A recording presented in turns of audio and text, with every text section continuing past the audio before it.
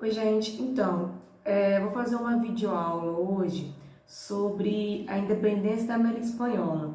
Mas nessa videoaula vocês vão se prender a tentar entender quais foram os acontecimentos internos que levaram à independência da América Espanhola.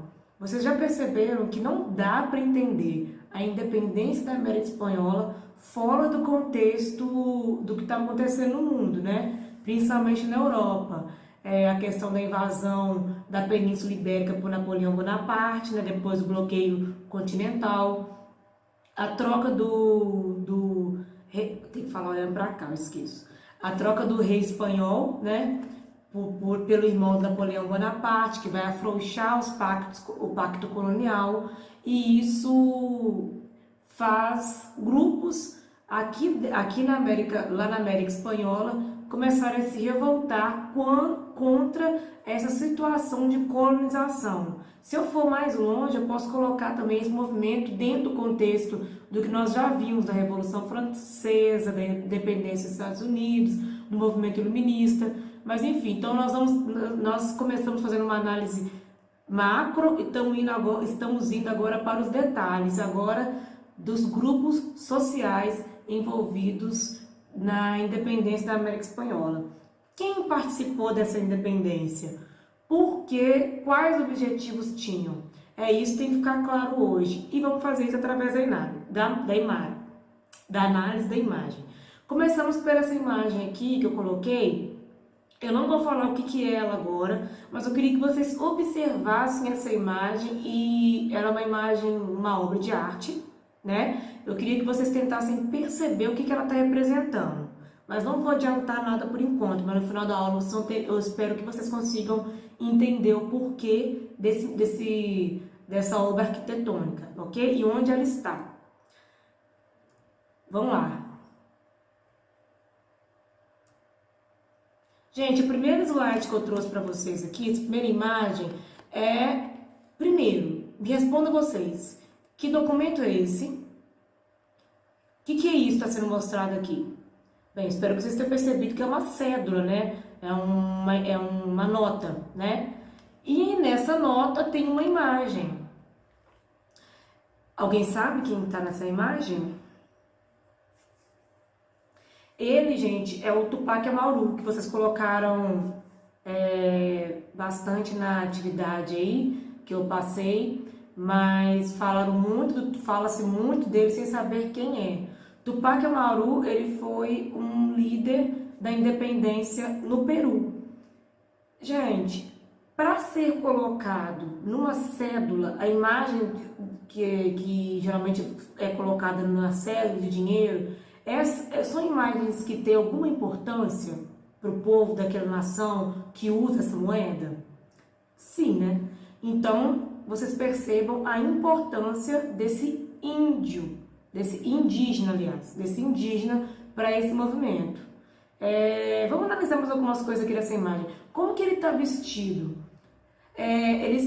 Geralmente ele aparece em vestimentos. Vão perceber, se vocês fizerem uma pesquisa rápida no Google aí, Tupac Amaru, vocês vão ver ele sempre vestido com trajes oficiais de guerra, e até mesmo parecendo trajes nobres, né? Tem-se sempre a ideia também de que o índio lutou pela independência dele como sem roupa, sempre essa imagem. Não, sempre você procurar na internet aí, uma pesquisa rápida, vocês vão perceber essa liderança indígena vestida com trajes oficiais, de guerreiro mesmo, como de fato ele foi. Ele foi a guerra, lutou pela independência do povo dele, da região do Peru, ok? Eles são conhecidos como os percussores, os primeiros. Por mais que eles tenham sido extremamente reprimidos pela metrópole, eles abriram as portas, vamos dizer assim, desse movimento de independência, que daqui a pouco vai acontecer, né? O próximo slide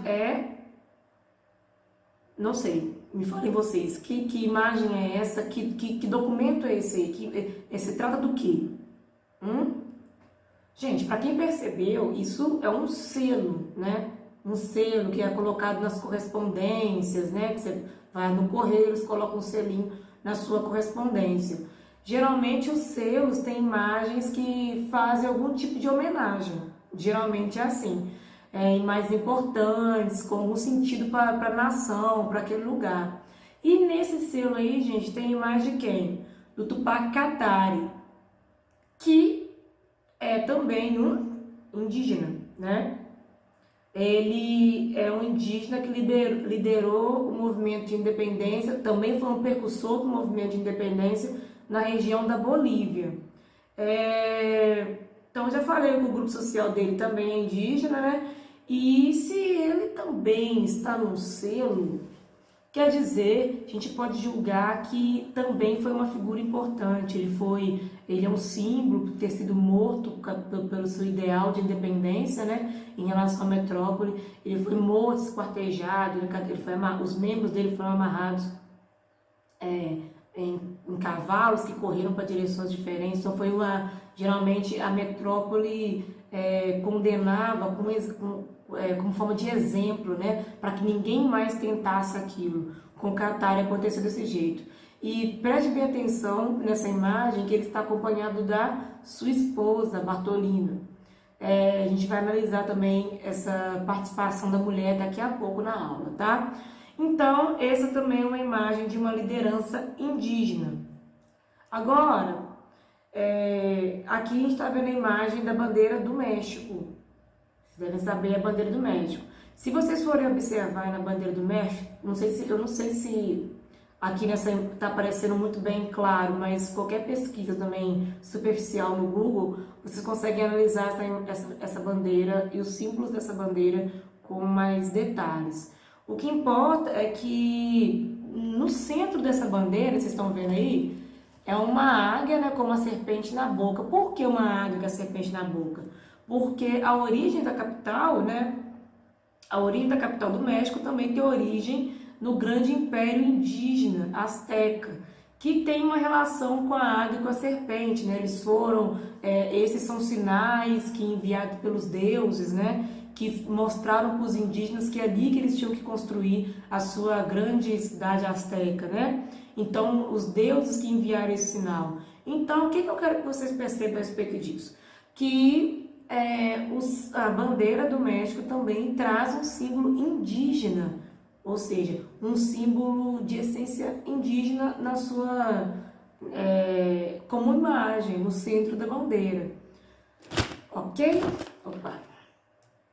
Hora de balançar aqui. Então, gente, qual que é o nome desse grupo social que eu apresentei para vocês aqui agora, que participa da independência? Os indígenas, né? Então, a gente já começou falando deles. E a gente pode perceber também que eles estão na frente nesse movimento, né? São percussores desse movimento, ok? É isso, eu queria que vocês lembrassem aí, gravassem, para não esquecer. Gente, outro caso, vamos agora começar a falar de outro grupo. Aqui é o caso do... Só um minutinho. Para falar desse grupo, eu fiz um recorte, escolhi um país, mas eu poderia falar de outros, mas eu vou falar desse específico porque vamos ler comigo o trecho rapidinho. El Salvador é um país da América Central de clima tropical e de menor extensão territorial do continente. Sua população é de pouco mais de 6 milhões de habitantes, sendo 86% mestiços de descendência indígena. 86%. Atualmente, cerca de 30,3% dos salvadorenhos vivem abaixo da linha da pobreza, especialmente em meios rurais. Em 2018, o país foi considerado um dos mais violentos do mundo, fora das zonas de guerra. Fora das zonas de guerra, um dos países mais violentos do mundo. Tal situação tem adensado os fluxos migratórios com destino a países como México e Estados Unidos. Gente, qual que é a situação de El Salvador hoje? Uma situação delicada, né? Uma situação de desigualdade social, de uma população essencialmente indígena e que passa por diversos problemas sociais. Isso hoje. Então, partindo da situação atual de El Salvador hoje, vamos tentar entender qual que é a consequência da independência desse lugar, tá? Em relação aos grupos que fizeram a independência lá. Texto 1, vou colocar 3 textos para poder explicar isso. Texto 1. No início do século XIX, a América Central tinha 1,4 milhões de habitantes. Acho que eu errei ali. Dos quais mais da metade eram indígenas. Mais da metade. A maioria do restante eram mestiços. Semelhante à Nova Espanha, um punhado de brancos dominavam o governo e a economia desse lugar, né? Destes, os europeus de nascimento constituíam um número reduzido. Na Guatemala também já se conhecia o impacto das ideias ilustradas. O que está falando ali, gente? Que na América Central, o local que a gente está falando aqui agora, né? Tem uma população enorme indígena, e também tem uma grande parte de mestiços. E poucos são os europeus de nascimento. Gente, na América Espanhola, os europeus de nascimento eram conhecidos como o quê, gente? Como chapetones, né? E vocês já sabem que a luta de independência tem muito a ver, tem muita relação com os chapetones e crioulos. E está dizendo ali que havia também muitos crioulos e uma minoria de chapetones. Vamos para o texto 2 para tentar entender esse processo de independência lá. A independência da América Central é o nome do texto. Texto 2. Em 1821, a Capitania-Geral da Guatemala foi anexada por Iturbide, o imperador do México. 2 anos depois, a região rompeu com o governo do México e formou as Províncias Unidas da América Central. As lutas na região foram poucas. Os grandes proprietários de terras temiam uma revolta popular dos índios e dos escravos africanos.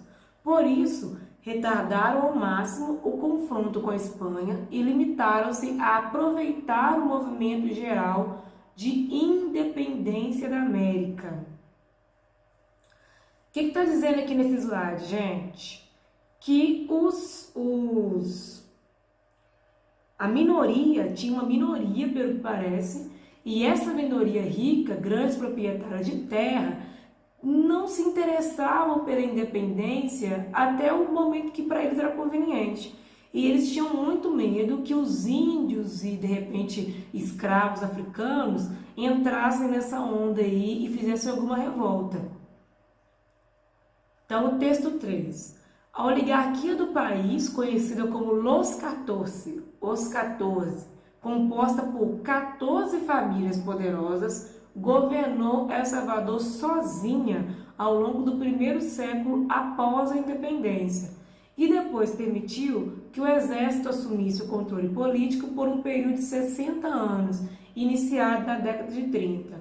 Ora, o que a gente consegue perceber, gente, desses 4 textos, na verdade, né? Essas informações sobre El Salvador atual e essas informações antigas, que o processo de independência nesse país foi guiado por uma pequena elite que fez a independência quando guiou esse processo de independência de uma forma conveniente a ela e que era a minoria da população, sendo chamado, ou seja, poucas famílias, grandes proprietários de terra, certamente donos de escravos.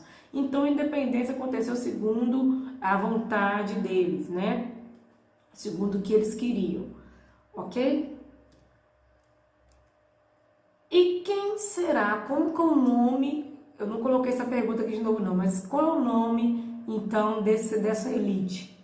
Os crioulos. Então aqui a gente viu o segundo grupo, uma caracterização de um lugar em que os crioulos guiaram o processo de independência. E nota, gente, que os indígenas tentaram, e aqui a gente tem alguém que conseguiu. E isso desenha o processo de independência da América Espanhola.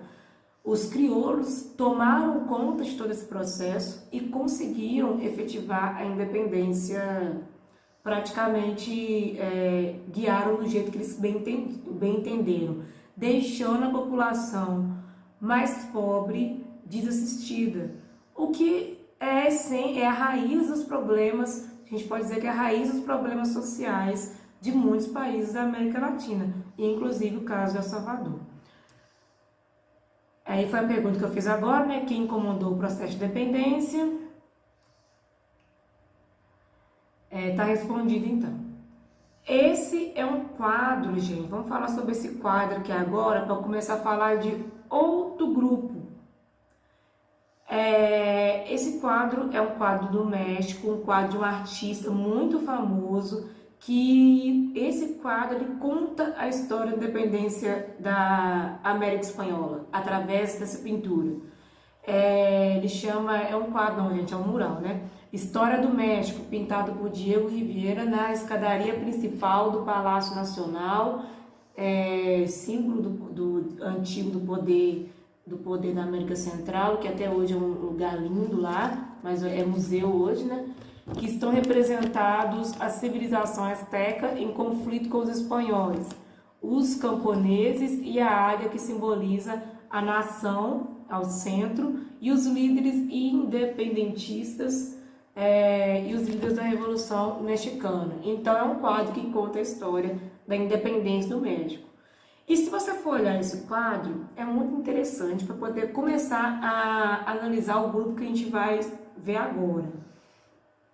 E já vou dar um spoiler aqui de quem eu vou falar. Nesse quadro, gente, quase não existe a presença de mulheres nesse processo de independência. Quase não existe. Então a gente vai problematizar isso agora, tá? Agora, esse é um outro quadro. É uma imagem atual, né? Que mostra a mulher em evidência. Se vocês forem olhar, aqui do lado esquerdo tá a família real, né? O rei, a rainha, europeus, o clero, né? Os mais ricos. E aqui do lado direito a gente tem o povo mesmo, né? O povo indígena, mestiço, negro, e a mulher com o símbolo, né? Com a mão assim aberta, como se fosse, e com a serpente aqui, né? Aqui tá vendo as garras da águia, que é um símbolo indígena, como eu já expliquei para vocês. Então esse quadro atual, a gente pode dizer que ele tenta introduzir não, porque isso já aconteceu, mas tenta mostrar, evidenciar algo que sempre na história foi meio que escondido, que não foi dado importância, que é a presença da mulher nesses processos de independência, nesses processos históricos. Então, essa obra atual, ela tenta revisar isso. Para vocês perceberem esse slide aqui, vocês vão perceber a participação da mulher nesse movimento. Eu vou fazer isso através da Micaela Bastidas, que era mulher de Tupac Amaru, mas eu poderia fazer isso com outras mulheres que também tiveram liderança.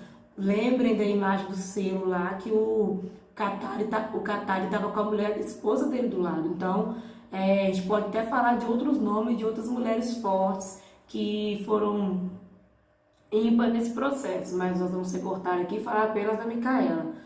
Por isso eu coloquei esses dois textinhos para vocês perceberem como que ela participou ativamente desse processo. No final de dezembro, Tupac Amaru e seus capitões decidiram marchar a Cusco. E Tupac Amaru e Micaela Bastidas avançam junto à frente dos rebeldes. Juntos à frente dos rebeldes. Então, à frente, né, do povo, né? Um trecho é tirado de La Rebelión, enfim. Durante os 3 meses que durou o enfrentamento armado, Micaela participou no combate e assegurou a provisão de armas e alimentos. Então foi uma participação nada, que ela ficou ali no canto só olhando? Não, foi uma participação ativa. Aí esse outro trecho fala: casou-se com o líder do levante indígena, Tupac Amaru, enquanto Micaela era de origem humilde, o Tupac era descendente do Mano Inca. Vários documentos se referem a ela com hostilidade, assegurando que tinha um caráter mais intrépido que o marido e que, em sua ausência, ela mesma dirigia as expedições a cavalo para recrutar pessoas e armas, dando ordens com rara intrepidez e autorizando os gestos com sua própria assinatura, com a sua assinatura. Ou seja, esses trechos mostram que Micaela Bastidas é um exemplo de mulher que participou desse movimento de independência de forma ativa, coisas que muitas vezes a história renegou e não apareceu nos livros, ok? Então, mais um grupo que eu estou colocando aqui para vocês. Próximo, nós vamos falar de quem agora? Aí a imagem dela, da Micaela Bastidas. Como costumam ser as narrativas sobre a participação das mulheres nesse evento? É isso que eu acabei de falar. Na verdade, eu fiz a conclusão antes de passar a pergunta, né? Mas foi justamente essa conversa que a gente teve aqui agora. Que geralmente as narrativas sobre a participação das mulheres, na verdade, não existiam, né? É como se elas não tivessem feito parte dessa história ou que elas não tivessem papel ativo, coisa que nós percebemos que não é bem assim, ok? E essa imagem aqui é uma imagem de dois líderes, vocês devem imaginar de que grupo nós vamos falar agora, né? Que participaram da independência. São dois líderes, dois grandes nomes da independência do Haiti. Não sei falar francês, mas acho que é Toussaint, eu nunca sei falar o nome dele. Do Toussaint e do Jean-Jacques. Os dois foram lideranças da independência do Haiti, e a gente já sabe que o Haiti se tornou independente foi uma das maiores revoltas de escravos que levou, a única que levou à independência, né? E esses dois são dois grandes nomes. Vamos observar as imagens novamente. Eles estão com trajes oficiais. O Jean-Jacques era o general, né? Depois tornou imperador do Haiti, já independente. Então, nós podemos dizer que não houve participação, ou que esse grupo participou assim, de forma secundária? Não, é isso que a gente percebe aqui, que eles tiveram participação ativa, inclusive conquistando a independência. Então, é mais um grupo que lutou pela independência da América Espanhola. Esses três trechos aqui agora, a gente tenta fechar essa discussão, colocando o ponto de vista de cada de cada grupo, o que foi liberdade para cada um deles. Vamos ver. Para os escravos, a liberdade se traduzia pelo rompimento das cadeias que ligavam aos seus senhores. Para mestiços indígenas, indicava a possibilidade da abolição da discriminação das chamadas castas, porque lá era muito dividido, era uma sociedade de casta, ou seja, quem era indígena, não é que você podia... você era apenas diferente. Não, você não podia de repente frequentar os mesmos locais, você não podia realizar casamentos com pessoas de outras raças, então lá isso era muito forte. Para os liberais, os comerciantes, funcionários, proprietários da terra, a liberdade significava o fim dos laços com a metrópole e, além disso, os despossuídos queriam terra, enquanto os proprietários comerciantes desejavam a liberdade para produzir e comercializar. Então aqui a gente percebe que a noção de liberdade era completamente diferente para escravo, para indígena e para os liberais, né? Olha aqui o texto de baixo. Para as populações indígenas das antigas colônias espanholas na América, a independência não representou a conquista de maior liberdade. Os novos governos nacionais consideraram que os índios precisavam se adaptar às novas condições do país e contribuir para a modernização da economia e da sociedade.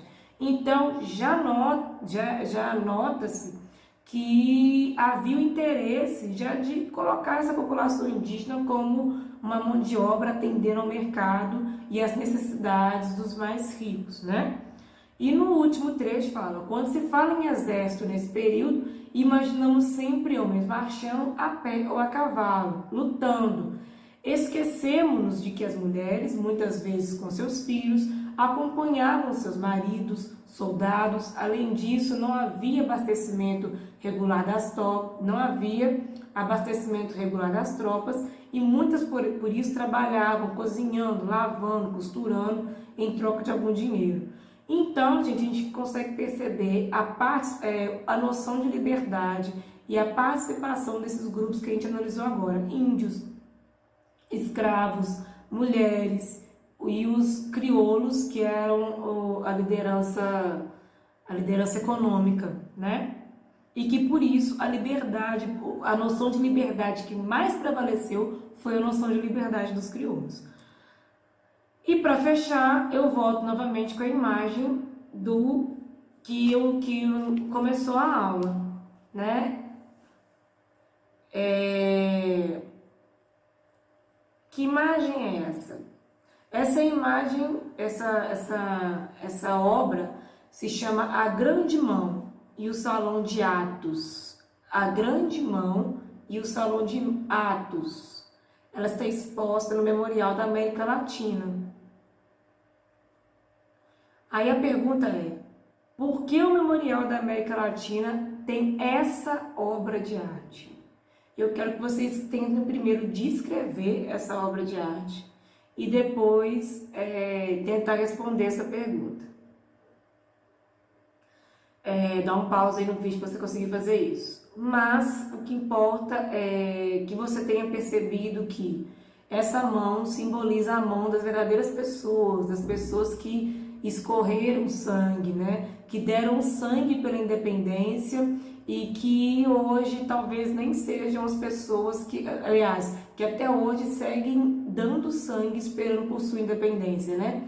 Porque o processo de independência foi guiado por grupos que não atenderam aos seus interesses. Vocês conseguem perceber que a imagem vermelha no centro forma o mapa da América Latina, né, as dimensões geográficas da América Latina, e ela está jorrando sangue, fazendo uma alusão, então, a essa luta desses grupos no processo de independência.